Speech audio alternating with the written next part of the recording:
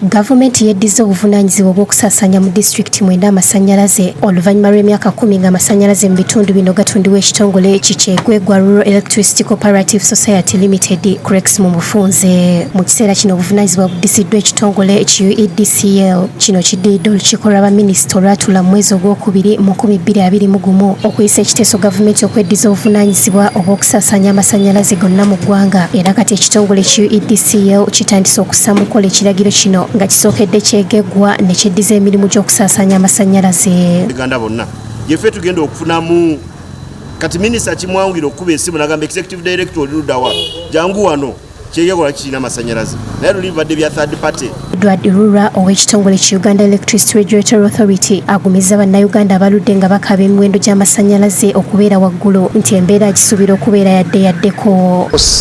Transmission oba ensaasaanya bajja okufulumya UDCL ensaasaanya gy'eneefulumyamu nga etambuza amasanyalaze ng'esasula abakozi ng'ekola ki ebyo bintu bijja okudetermininga omiwendo gy'amasanyalaze. CREX ebadde n'abakozi abasoba mu 7 nga nabo basobodde okutwalibwa UEDCL era Engineer Protazeti Byakinura agambye nti kino kikoleddwa nga bassa mu kukola ekiragiro kya gavumenti.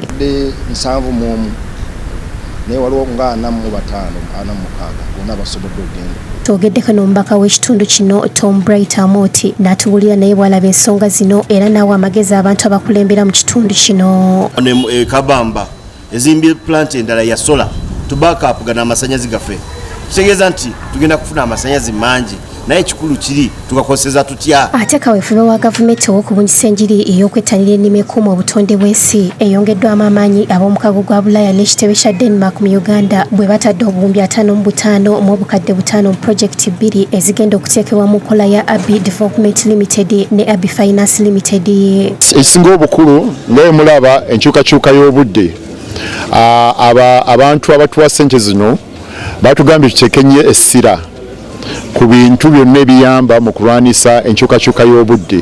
Omukolo kwe batongoleza projekiti zino gubadde ku rizooti e Munyonyo nga gwetabyeko minisita w'ebyobulimi akiikiriddwa Dr. Poroti, kamisona w'obulimisa, omubaka w'omukago gwa Bulaaya mu Uganda His Excellence Jan Sadi, omubaka wa Denmark mu Uganda His Excellence Widing n'abakungu abalala. Abakulira Abi Development Limited ne Abi Finance Limited okuli Moses Nyabira ne Muna Muguma Sebuliba boogedde ku ngeri projekiti zino ze zigenda okuyambamu abalimi. We're continuing to focus on women, we're continuing to focus on youth. We're also looking to work closely with refugees. Issues of seeds, fertilizer, issues of solar irrigation, very, very critical. Ababaka okuli Jan Sadiq ne Windi basiimye Abe olw'okukozesa obulungi ensimbi ezibaweebwa okuyamba abalimi. Agriculture is the cornerstone of Uganda's economy, supporting millions of livelihoods and making substantial contributions to the GDP and to exports. While we are marking a launch, we are marking a new beginning, but we are also marking a continuation.